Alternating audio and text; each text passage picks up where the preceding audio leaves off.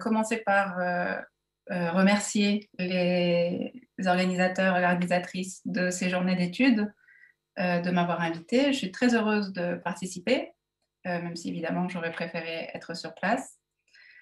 J'espère qu'il n'y aura pas de problème technique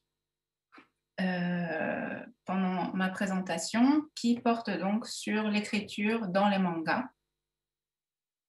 Et j'aimerais préciser quelques petites choses avant de commencer. Donc, j'ai envisagé cette présentation en ayant en tête une audience qui a déjà quelques notions sur l'écriture japonaise, mais pas forcément sur les mangas.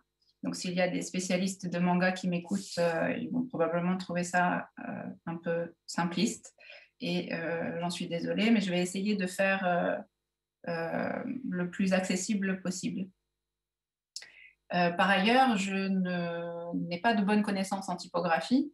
Mes connaissances sont très limitées, donc cet aspect-là sera peut-être un peu passé trop rapidement pour les spécialistes ici, puisque ma présentation va porter principalement sur les aspects narratifs des mangas en lien avec l'utilisation de différentes écritures. Et donc, j'ai divisé ma présentation en deux parties principales. D'abord, je vais présenter les différentes écritures qui sont utilisées dans les mangas, qui forment un réseau assez complexe. Et dans un second temps, je me concentrerai sur les impressifs graphiques, c'est-à-dire les onomatopées.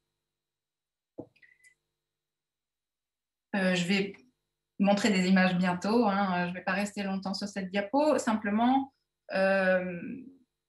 j'aimerais préciser avant tout que je parle aujourd'hui de manga de façon très très large, donc tous les genres de manga, toutes les époques.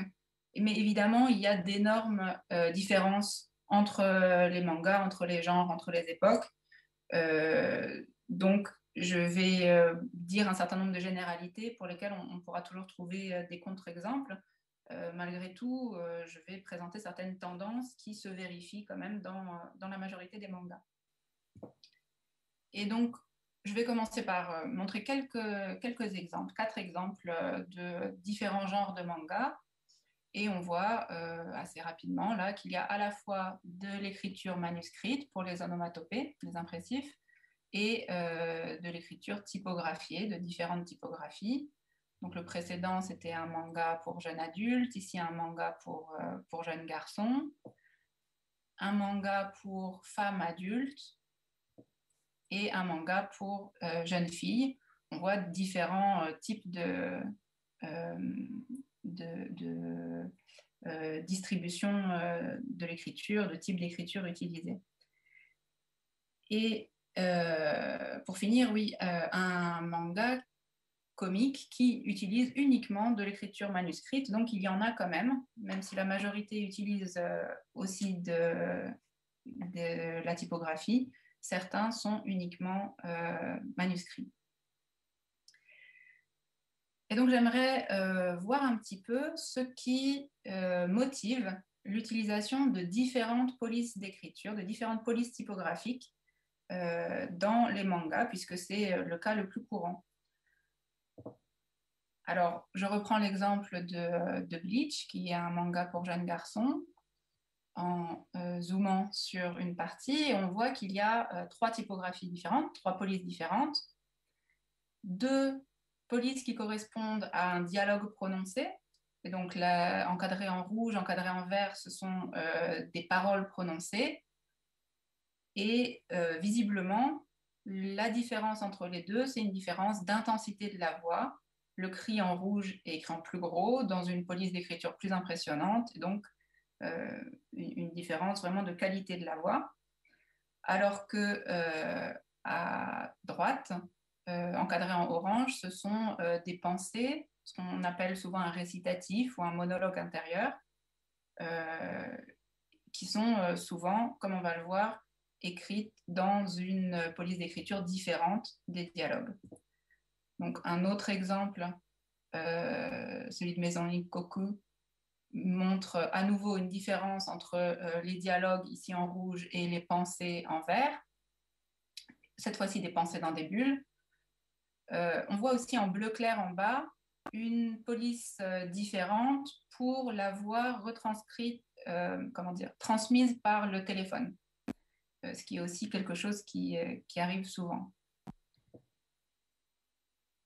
Et je vais finir avec ce qu'il y a de plus complexe, qui sont, les mangas à destination d'un lectorat féminin sont généralement ceux qui ont le plus de typographies différentes et l'énonciation la plus complexe. Et donc, je vais juste expliquer un peu cette page. Ici, l'héroïne est en colère, on la voit en haut s'énerver toute seule dans son bureau. Les impressifs sont encadrés en violet. Ensuite, on a un début de flashback, puisqu'elle se remémore ce que son supérieur hiérarchique lui a dit à la réunion juste avant. Donc, ce sont des paroles remémorées. Puis en vert, on a son monologue intérieur, son récitatif. Ensuite, on a le dialogue de ses collègues qui la voient en bleu, avec en jaune un dialogue secondaire. Donc, je reviendrai plus tard sur cette notion. Un dialogue secondaire écrit dans une police, écrit de façon manuscrite. On revient à un flashback en rouge. Puis, on a une pensée qui est écrite dans une police différente du monologue intérieur. On revient au monologue intérieur et puis un impressif pour finir. Et donc ça, c'est un exemple assez représentatif du type euh, complexité et de tressage de différentes voix, de différents niveaux d'énonciation que l'on retrouve souvent dans les mangas, en particulier dans les mangas destinés à un public féminin. Mais évidemment, il faut bien préciser que ce qui distingue les différents textes, ce n'est pas uniquement leur typographie, mais aussi un certain nombre de signes graphiques qui contribuent à la compréhension globale. Donc la disposition des textes, la présence ou non de bulles, la forme des bulles, puisqu'on sait qu'il y a des bulles de pensée, des bulles de parole, etc. Tout ça sont des indices qui contribuent à ce que l'ensemble soit compréhensible. Et évidemment, le contenu même des textes joue beaucoup aussi.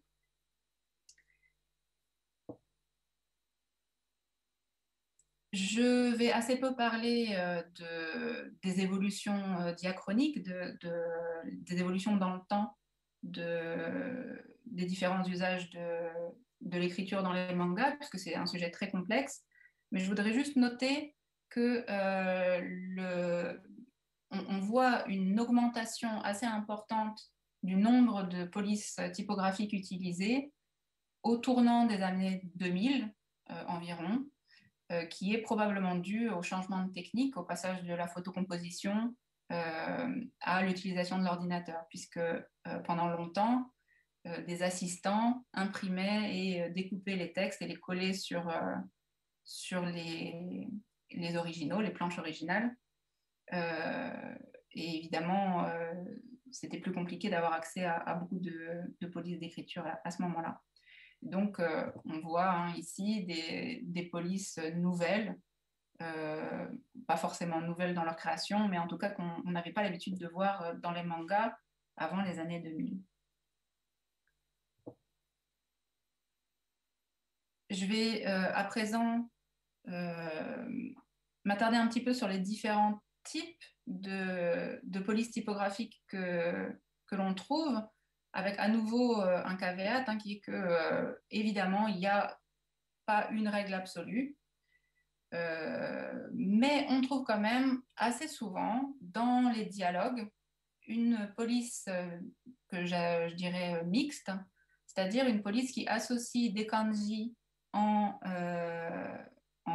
caractère goshiku, c'est-à-dire en caractères qui ont un trait avec une largeur constante, et des kana, hiragana, katakana, qui sont dans une police mincho, qui ont des empattements et qui ont des pleins et des déliés, ou en tout cas qui ont une largeur de trait qui n'est pas constante. Donc, apparemment, je ne suis pas spécialiste, mais apparemment, c'est quelque chose qui serait typique des mangas et qu'on ne voit pas d'ordinaire ailleurs. Par ailleurs, les pensées et les monologues intérieurs sont très souvent écrits dans des polices qui sont plus aérées, soit avec un trait plus fin, soit simplement moins dense, et souvent en goshiku ou maru goshiku. Euh, donc, à nouveau, hein, ce trait à largeur constante et sans empattement. Et on trouve aussi un certain nombre de polices qui sont associées à certains affects, à certaines ambiances. Et donc, par exemple, ici, une attitude féminine ou une attitude de flirt est suggérée par l'usage de cette police un peu fantaisiste. On a aussi beaucoup de polices qui évoquent l'horreur avec des caractères dont la ligne a l'air un petit peu dégradée ou alors qui présentent des empattements particulièrement marqués. Maintenant, on a vu que en dehors des textes typographiés, on trouve aussi un certain nombre de textes manuscrits.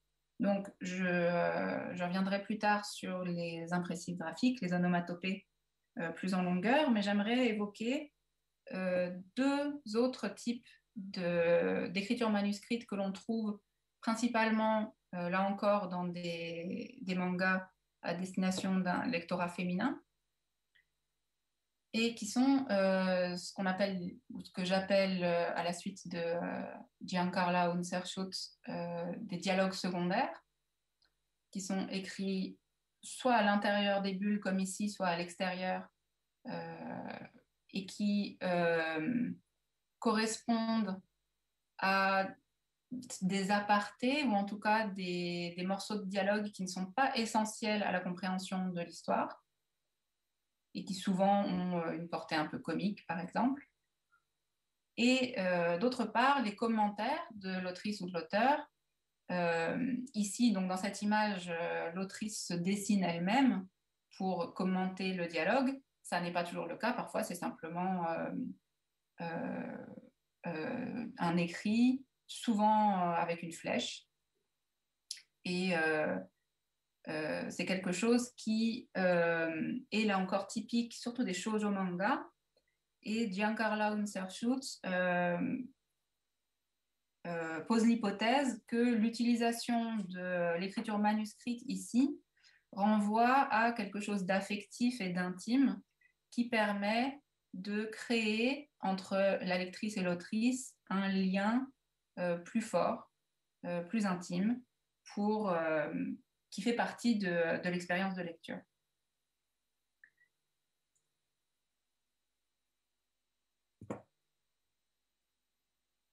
Enfin, je vais vous montrer un exemple qui est assez rare, mais que je trouve parlant, qui est celui d'une bulle dans laquelle un texte commence en écriture typographiée et continue en écriture manuscrite. Donc dans cette scène, le personnage qui parle porte son ami qui se débat et qui lui donne un coup de poing. Et le moment où l'écriture devient manuscrite est un moment où la voix du personnage perd le contrôle. Donc on retrouve bien cette idée de l'écriture manuscrite comme quelque chose de plus lié euh, à ce qui est corporel, à ce qui est organique et à ce qui est affectif, à mon avis. C'est peut-être discutable. Enfin, avant de passer aux onomatopées, j'aimerais montrer que même si là, j'ai montré simplement des textes manuscrits sans effet graphique particulier, certains sont bien travaillés. Et donc, dans ce manga que j'aime beaucoup, on voit, à première vue, on a l'impression de simplement voir des motifs graphiques qui exprime comme ça de façon symbolique un état d'esprit, donc un état d'esprit un peu négatif, un peu préoccupé ou en colère. Donc quelque chose qu'on trouve souvent dans les mangas. Mais ici, des caractères d'écriture, ils sont mêlés. Donc dans le premier cas, à gauche, ce sont effectivement des impressifs, des onomatopées, mais il y a aussi un commentaire de l'auteur ou un dialogue secondaire en bas. Voilà, donc c'est un exemple parmi beaucoup d'autres. Maintenant, je vais passer à la présentation des impressifs graphiques, qui sont donc les onomatopées, les onomatopées japonaises. Et j'utilise le terme impressif pour souligner le fait que ce ne sont pas seulement des mots qui expriment des sons, mais ils peuvent aussi exprimer d'autres types de sensations. Euh, Par exemple, des sensations visuelles, tactiles, des émotions, certains types de mouvements, etc. Donc c'est très très large. Pour donner quelques exemples rapidement, il y a Kila Kila qui exprime un scintillement, Sube Sube, quelque chose de lisse, une sensation tactile lisse, Zuki Zuki ou Zukin qui exprime une douleur lancinante, ou on a l'exemple très connu aussi du silence pesant, qui est Shin, qu'on retrouve beaucoup dans les mangas. Donc, tous ces mots sont, pour les locuteurs natifs japonais, des expressions très immédiates des sensations, et donc les mangas en font un usage euh, très intensif ou extensif. Et il faut savoir que dans la langue japonaise, il y a des milliers d'impressifs. Et dans les mangas, on trouve en plus un certain nombre de variantes et de néologismes. Donc les impressifs graphiques, les impressifs qu'on trouve dans les mangas, sont vraiment une part importante des procédés expressifs des mangas. Je vais présenter rapidement une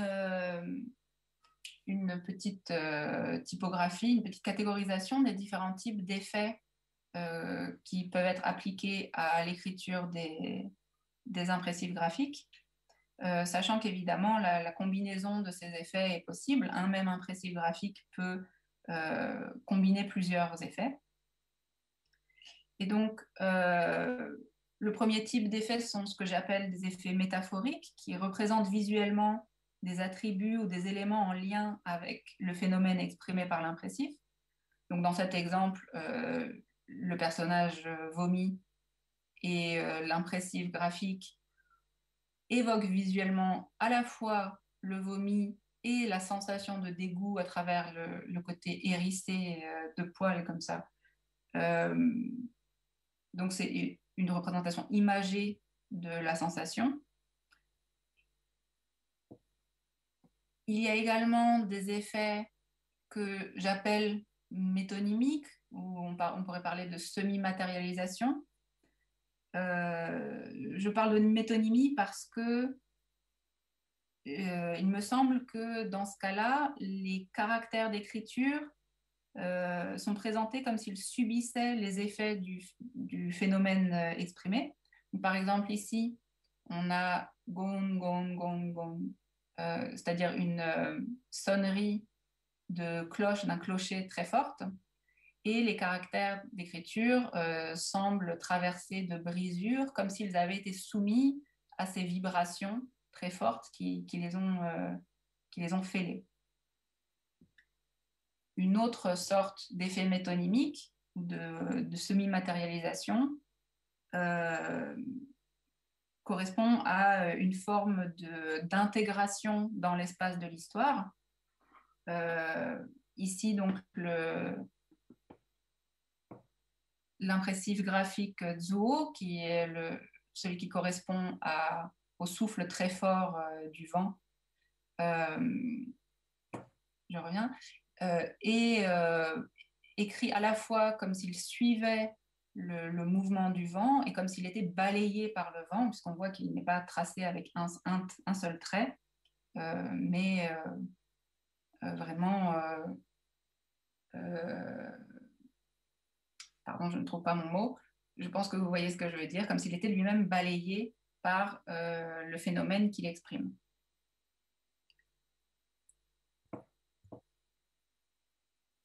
Un autre type d'effet que l'on trouve, ce sont c'est les effets de stylisation. Donc, dans l'exemple que je, que je vous donne ici, ce sont des effets vraiment très influencés par le design des années 60, hein, puisque ce sont des cases tirées de Tezuka Osamu, avec vraiment des effets avec le contour de la case, enfin une recherche graphique euh, assez esthétique.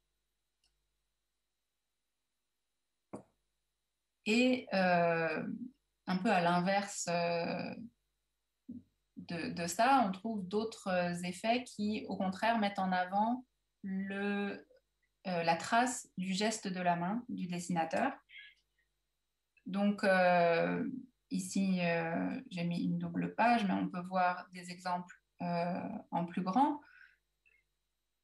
On, on voit à la fois le dynamisme du geste dans l'exemple de gauche, ou au contraire, la maladresse du geste de la main à droite. Et ce qu'on constate, c'est qu'il y a souvent aussi un effet de pointe du pinceau ou du stylo un peu sèche, qui montre bien le mouvement, euh, le mouvement en une fois de la main, ce qui pourrait faire penser à la calligraphie, au geste du calligraphe, mais bon, évidemment, il y a énormément de différences entre les impressives graphiques et la calligraphie. Mais une de ces différences en particulier, c'est le fait qu'on retrouve cet effet de la trace du geste de la main, y compris dans des caractères comment dire, dont seul le contour est tracé.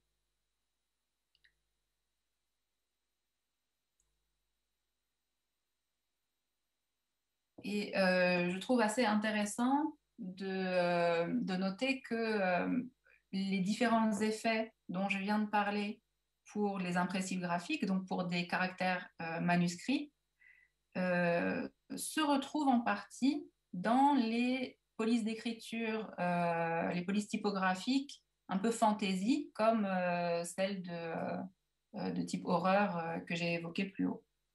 Donc, ces liens me paraissent intéressants.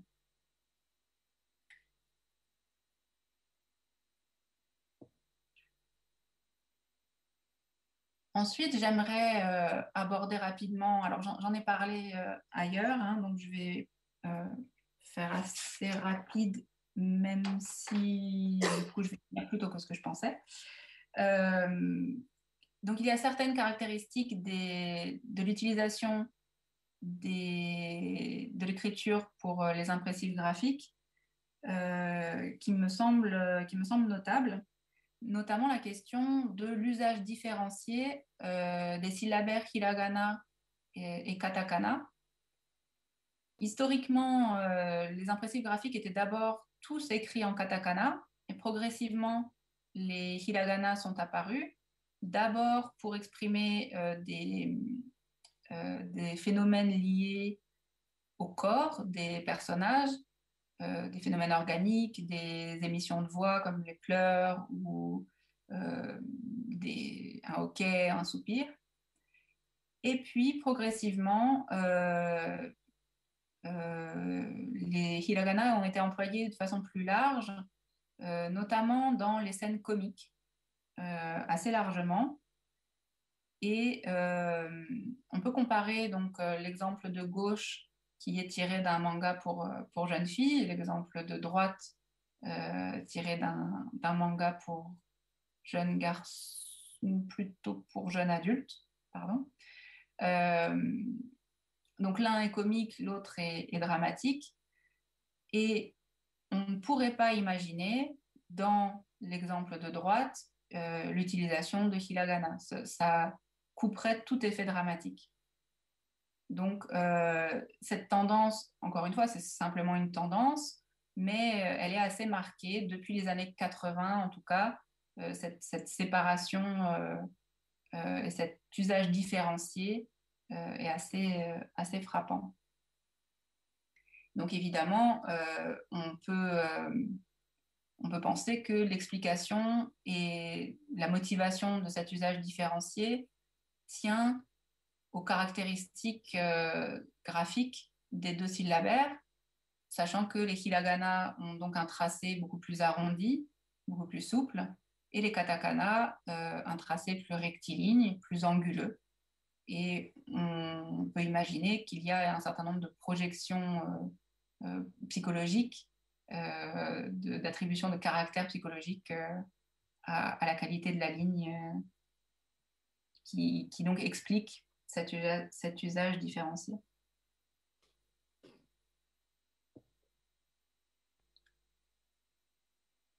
Une autre caractéristique intéressante du tracé des impressifs graphiques euh, tient à, comment dire, au design, à la forme de certains signes d'écriture. Donc d'abord, je vais évoquer le dakuten, qui est le signe du voisement ou de la sonorisation de certaines consonnes. Euh, donc dans les colonnes, la colonne de droite et la colonne de gauche et la colonne de droite, vous voyez to écrit en alphabet, puis en hiragana, puis en katakana. Et pour écrire l'équivalent sonore de ce son, donc le T devient D par la sonorisation, par le voisement. Évidemment, en alphabet, on change complètement de lettre, mais dans le système d'écriture japonais, on note ce changement phonétique par l'utilisation du symbole graphique qui s'appelle dakuten, qui sont les deux petits traits ou les deux petits points qui sont affixés en haut à droite des caractères. Donc le to devient do, mais ce même symbole graphique peut être associé à tous les caractères qui comportent des consonnes qui peuvent être voisées. Donc, ces consonnes sont le P, le T, le K et le S qui deviennent B, D, G et Z. Donc, et dans le cas du japonais aussi, le Ha ou H aspiré devient aussi B avec le, pardon, en utilisant le dakuten. Donc, on le voit ici aussi. C'est intéressant dans le cadre des impressifs graphiques parce que dans la langue japonaise, le voisement, donc la sonorisation de ces consonnes, ce voisement est associé à un certain nombre de connotations d'intensité, donc des impressifs qui utilisent des consonnes voisées, généralement décrivent des phénomènes qui sont forts, lourds, désagréables, massifs. Donc, ça n'est pas étonnant que dans les mangas, notamment dans les scènes dramatiques, on trouve beaucoup d'impressifs graphiques qui utilisent des consonnes voisées et qui donc utilisent ce symbole du dakuten. Et ce qu'on peut voir de façon très marquée dans l'exemple de droite et l'exemple de gauche, c'est que le dakuten a une taille beaucoup plus importante que celle qu'il a dans la police, dans les polices typographiques, où la taille du signe par rapport au caractère d'écriture est beaucoup plus réduite. Dans les mangas, très souvent, on va avoir des dakuten qui sont très grands proportionnellement. Et il me semble que c'est une manière de rendre très évidente, très facile à percevoir pour les lecteurs et les lectrices ces connotations d'intensivité. Et donc, ça augmente l'expressivité de ces impressifs graphiques. Enfin, le dernier signe d'écriture qui est souvent modifié dans les impressifs graphiques, c'est celui de la barre d'allongement vocalique, qui est donc un signe qui n'est pas un caractère en soi, hein, mais qui a la taille d'un caractère, la largeur d'un caractère, et qui, placé derrière un caractère d'écriture, ou en tout cas derrière un kana, un caractère phonétique normalement, euh, indique que la voyelle est allongée d'un temps. Donc, dans la première ligne, on a wa en alphabet, en hiragana, en katakana. La deuxième ligne montre wa, donc qui est plus long, hein, tout simplement. Et cette barre d'allongement vocalique se place derrière le caractère de façon horizontale quand l'écriture est horizontale, mais la barre devient verticale quand l'écriture est verticale. Et ce qu'on constate, c'est que dans les mangas, cette barre est assez peu souvent droite et de la largeur d'un caractère comme elle l'est en typographie. Très souvent, la barre d'allongement est beaucoup plus longue que les caractères, comme pour suggérer une analogie avec le temps de l'allongement, c'est-à-dire comme si c'était proportionnel. Et elle est aussi souvent assez peu droite, elle peut être ondulée ou comme ici, donc enchevêtrée. Donc cette planche tirée d'un manga humoristique montre le personnage qui commence à bâiller, donc ho wa moto, donc un impressif qui est un néologisme, hein, évidemment, une invention de l'auteur pour exprimer le bâillement. Et ce qu'on voit, c'est que cette ligne emberlificotée, au départ, est une barre d'allongement vocalique qui est modifiée pour exprimer les modulations de la voix de façon ici vraiment exagérée, de façon comique. Euh, mais donc, ça n'est pas toujours le cas. Un autre exemple que je trouvais intéressant, c'est, et qui met bien en valeur la plasticité de ce signe quand il est manuscrit, euh, c'est qu'ici, donc, le gargouillement du personnage, le gargouillement du ventre du personnage, gou, est noté avec une barre d'allongement vocalique qui se finit par une flèche pointant vers le ventre du personnage, donc vers l'origine du son. Ce qui est particulièrement intéressant pour moi, c'est que il me semble qu'assez récemment, je ne saurais pas dater quand, mais ça m'intéresserait beaucoup de le savoir, la barre d'allongement vocalique a aussi vu des modifications en typographie ou a été remplacée par d'autres signes. Donc ici, un signe comment dire, une ligne ondulée verticale, hein, on le voit dans trois des bulles. Et ça pose la question de savoir est-ce qu'il y a eu une influence des impressifs graphiques sur la typographie, sur les usages typographiques en tout cas.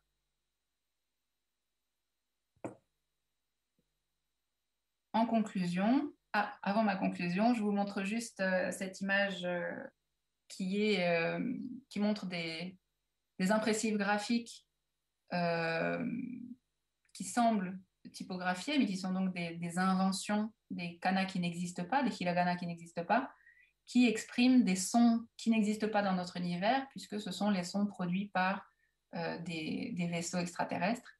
Et donc, on voit que l'inventivité des auteurs de manga euh, est, euh, est vraiment intéressante. Et donc, c'est aussi un détail pour montrer que les impressifs graphiques ne sont pas forcément manuels, mais peuvent aussi être typographiés, y compris typographiés dans des écritures qui n'existent pas. Donc, en conclusion, la forme de l'écriture dans les mangas est significative, et en particulier les différences au sein d'une même œuvre ont souvent une importance narrative très forte et prennent place au sein d'un système sémiotique qui est plus ou moins complexe en fonction des mangas. Encore une fois, ce que j'ai présenté, ce sont seulement quelques points, mais il y a une immense variété en fonction des mangas, hein, il faut bien le souligner.